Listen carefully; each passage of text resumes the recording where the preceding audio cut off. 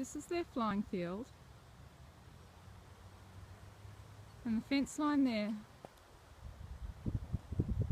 is the footpath.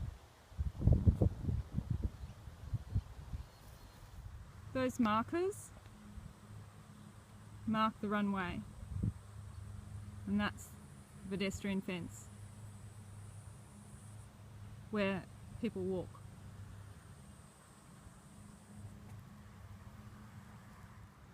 From the marker to the fence is 1, 2, 3, 4, 5, 6, 7, 8, 9, 10, 11, 12, 13, 14, 15, 16, 17 metres to that path.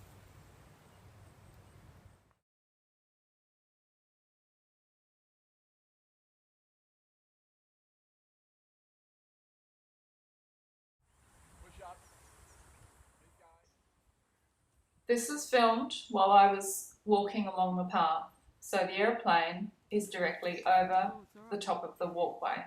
It was flying in, obviously stuck in the tree, flying in the direction of going over the path and the road. Pretty funny.